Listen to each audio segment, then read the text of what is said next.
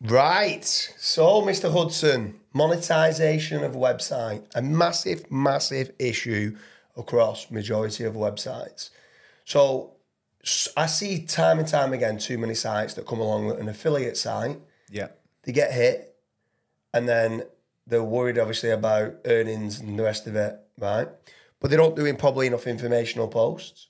And the reason being is because they're not earning enough money from it. So then when you then start talking to them about different monetization methods, they kind of look at you like you're an alien. So in your opinion, with regards to monetization, let's talk and try and bounce off with regards to different monetization strategies. And what do you try to do when you're buying a domain, because you buy a lot of existing age domains that are already earning money? What you're looking for? Are you looking one that's only monetizing it in one method at present, thinking, can do multiple methods here? That would be like a golden ticket one. If it's only got one, say it's an affiliate site and it's primarily content, and let's say it's Amazon affiliate as well. Yeah. That would be like, you know, the creme de la creme. Yeah. Because you're then looking and you're going, right, they've got Amazon affiliate, which is, you know, I think it's stupid, like potentially as low as 1%. Yeah, I think it varies depending on product. On products. Different products. Yeah. I think the highest is maybe 8 or 9%. So let's say they've got an Amazon affiliate. Well, straight away there, you know, you can potentially reach out, depending on which sector it's in, but let's say the US, you could potentially go to an actual store, which might have a higher percentage. So straight away, obviously it could have a lower conversion rate, so you'd have to work that out. But in general, yeah, you can make money there. Another way, which I hate seeing on affiliate sites, is that they actively don't try to capture emails. Yeah. And often, you know, they're doing all the work, they're landing the customer, they're then sending the customer off to someone else who is then signing up on their email funnel list and then being sold to from every other angle, every other product they've got. Well, if you've got a home website and you specifically niche down to, I don't know, ironing boards, well, you could then sell irons. You could then sell, I don't know, cleaners for the irons. You could go down the route of clothes hangers. Like there's loads of different sheets areas that actually go on like there. Exactly. There's loads of different, and that's just one random niche, but you've all of a sudden got all of these different products, which would probably be of interest to that punter. Yeah. Then obviously there's other avenues for monetization. AdSense, we've seen Ezoic, Mediavine. There's there's four of them, isn't there? The Google AdSense. Well, there's more than that, but the four that kind of we've always split tested has been Google AdSense, Ezoic, Mediavine, and AdThrive. Yeah. Mediavine, once you've got enough traffic, generally always comes out on top. Ezoic used to be all right, but it seems to be quite bloated from a technical standpoint. Not that I know much about technical, but that's what the technical team say. And yeah, but having some sort of display ads on there works fine. It's just ways of monetizing your informational posts from time to time. Yeah. So again, it's another kind of great monetization add-on that you can quickly do. Plus, not that, what I quite like about display ads, especially for affiliate sites, it forces you to go down the road of wanting to generate more articles that get more traffic. And traffic's a massive ranking factor that helps your affiliate pages rank better. So if they almost become obsessed with wanting to get more traffic through to the site, as long as they're not going too broad and off topic, well, that's brilliant for the site. More informational posts on the site, great. That's what you want. Mm-hmm. So it's another great platform for obviously earning more. So what other kind of avenues with regards to monetization is it that you look for? Adding emails, you got your affiliate, you've got your display ads. Is there any local intent? Is there anything that I could do which has like a local service attached where I could actually generate leads for? Yeah. Within that niche or within closely related niches. Yeah. So for instance, if it was the same, I don't know why I've picked ironing. I hate ironing, but let's say it's ironing, dry cleaning. Yeah. The dry cleaners. That's a niche that would, in my opinion, be very closely related on topic. Yeah. Again, you could probably quite expand into that quite easily looking at the semantics. Yeah. I think sometimes like certain ones, let's say you go down the gardening route, right? So you go down the gardening route and you go in, some people are wanting to buy certain lawnmowers, but if they need a bigger area being done, they want to ride on lawnmower and they're like, do you know what, I just want a landscape gardener to come and do it for me. Or an even bigger one might be that they've got a hedge trimmer, but then the the trees are going out of hand, and they need a tree surgeon. surgeon to come and do it and stuff like that. So there's all different ways of being able to monetize from a lead generation standpoint. With regards to products like best dishwashers, well, some of them might just want a dishwasher being repaired and an appliance repair. And there's certain people that come out and might only charge 60, 80 pounds to come out and physically fix an existing one. So going after appliance repair in certain areas, well, again, it's more topical authority that's related to appliances of what they can do. More money, but actually more topical authority as well, which is great for the site as well. And then another thing off the back of that would be the pixel data. So if you're capturing pixel data from, say, Facebook ads or any other form of social metric, or even Google and their pixel, you could then speak to these companies who offer them services and say, actually, my audience is ideal for you. Yeah. Would you be interested in paying as like a retainer on me pixel and advertising to the audience? Yeah, there's a few big sites that I know are charging £3,000-4,000 a month just on renting out their Facebook pixel. Yeah.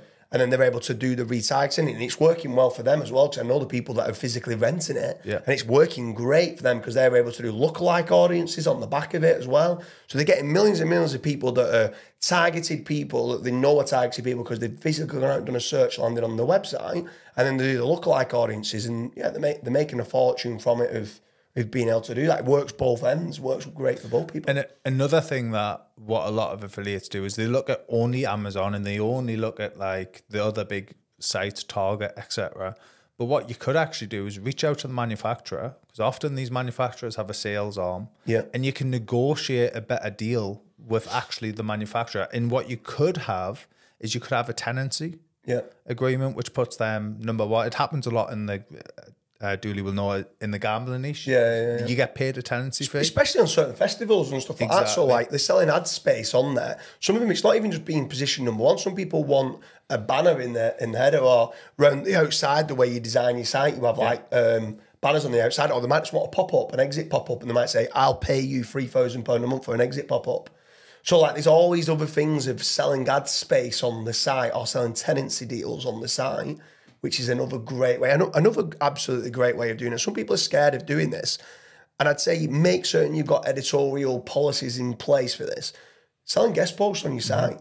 Now, these guest posts on the site that people might want to do, I'm not just interested in doing 2,000 words of low quality content that's going to end up getting your site being penalised. But if they can contribute to your site, and you can add them as a contributor, and there's someone that's, a lot of these people that reach out to you, they're already in your space. There could be a brand that want you to do a review of one of their products. They might give you the product for free. You can do an unboxing, you can do a video, you've got unique images. But then they basically turn around to you and you can add them on, and they'll pay you for that guest post or pay you for that review. And then you just give an honest review about it. But it's about the topic. It's on point. You're getting paid for the guest post. You're getting paid for the review. You're actually getting the product normally sent through for you for free. And it's giving unique content on the site, which we both know. Obviously, the unique side of it and the information gain of it is another great way of monetizing different ways. So would you say there's any others that if you look at a site and you wanted to buy it, you would think, ooh, it depends. I suppose it depends on the niche. There's other things you can do. So let's say you're in SEO industry, right? And you're selling the guest post, you're renting out your pixel and all that. If they're that savvy, they're going to probably go down the route of monetizing in all ways. Do you know what I mean? When they start knowing how they can do multiple revenue membership streams, sites and you've then got membership. So then you then turn around and then you can you was talking about collecting just emails. Forget just collecting emails. Get them added into a Facebook group. Get them subscribing to your channels. Get them subscribing and thing on your YouTube channel. So that then people are basically turning around and liking your videos, commenting on your videos, subscribing to your channel. It's like the multiple touches. Exactly. The more multiple touches that you get, the better. So from there then, you could get them into like Facebook groups as well and stuff. So there's so many different platforms. You can sell online courses. And then you can get them into private groups if needs be, paid private kind of subscription basis of where you can do it for monetization as well. And then I guess you can then go down the route of events, virtual events, physical events. We attend a lot of masterminds, we do a lot of virtual ones as well. There is always the route of monetization down that way. This is going to put you on your back foot a little bit. What's the best route of monetize, arguably that you've not thought of before and it's kind of shocked you that it was monetized that way?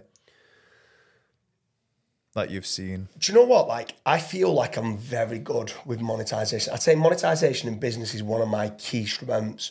So there's times what I would say that I've done that I've never really got. It's never been a wow factor that somebody else has done. Or there might be little bits that I've gone, oh, I'll take a bit of that, and I'll take a bit of that. But there's never been one like, whoa, my God, that's unbelievable.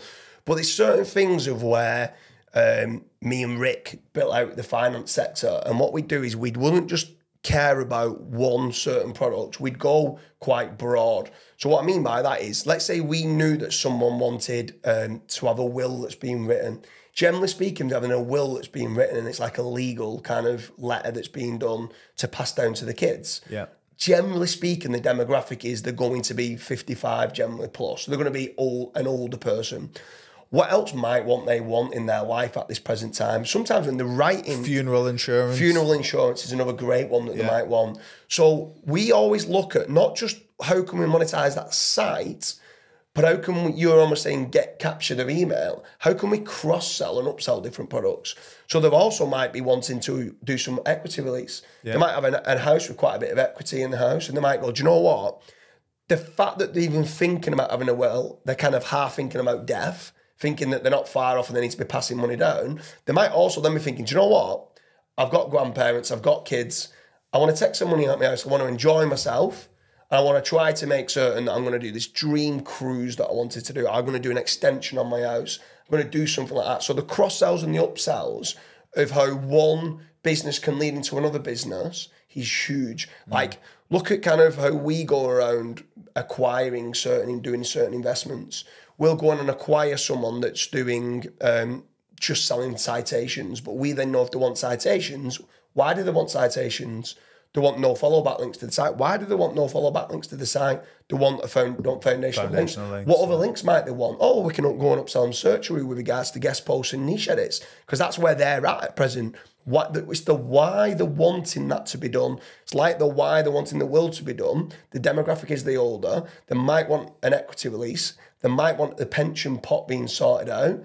And it's other the funeral plans, investment advice on exactly. So there's loads of different avenues of where you can cross sell. The citations can lead you on to selling guest posts and niche edits, or we heavily got involved in Backlink Doctor and an investment. Why? It's not just about doing the disavows. I make next to nothing on doing a disavow, right? But we then know that the client then might put some trust in us to say, we can build your own toxic link. We understand what a toxic link looks like. I want a link rejuvenation plan. And hopefully then they put the trust in us for then us to be able to do the backlinks moving forward.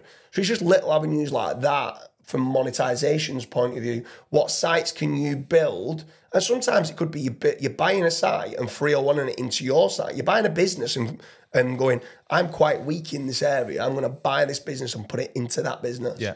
So that's where sometimes on the monetization and the investment. And then with that, would you then build the cluster on the website you've already got? Oh, absolutely. Yeah, and then do a 301. Yeah, for sure, yeah. Because obviously citations, you want to do all the benefits of the citations. You want to make certain they're talking about the no follow to do follow kind of ratios and all the rest of it. So it's just basically people do not monetize sites enough.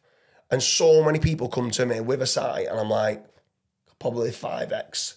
What they're earning from them the existing traffic that they have, and they're obsessed with more traffic and not trying to CRO. I guess once you're almost, forgive the pun, but in bed with some of these bigger clients where you send them a lot more traffic and things as well, I guess when you're in that niche, you'd probably be able to acquire the site and probably have a better rate with the affiliate. Absolutely, yeah. You become a super affiliate, like exactly what some people did with regards to. Amazon. Amazon set up super affiliates. So some of them was only earning 3%. They could go out and buy that site that was doing 100 grand a month, plug it into their site and get 8%. Next minute's doing 250 grand a month for the exact same amount of traffic. Yeah. So, and yeah, of course, like if someone's going to start sending them more inquiries, if it's from lead generation, they're going to look after you more and pay you more cost per lead or more cost per CPA. Yeah. So you're going to earn more money from that same level of traffic or the amount of leads or the amount of affiliate kind of commissions that you're coming through. So, and not only that, is that the better relationship you start to get with them, these brands start opening up to you saying, I've got this new product coming out next month. It's going to absolutely crush it. You're the first to know about it. You're the first to review about it. You've got the information gain. Like straight away, you're the first to review that product. You've got the pictures of it. You become the resource of it. And everyone's then linking back to you. And next minute, sites can blow up. So it's, I think monetization isn't talked about enough from my angle anyway, which I'm kind of glad with, because I've always been down the route of an investment, an investorpreneur. Gives to kind us of look at a lot more opportunities to kind of bite into it. So, but let's hope people listen and try to start monetizing. Don't implement any of that. Anyway, over and out. Make sure you like and subscribe, and we hope you like the monetization strategies for how you can monetize, whether it's an affiliate site or lead gen site or display ad site, better into 2024.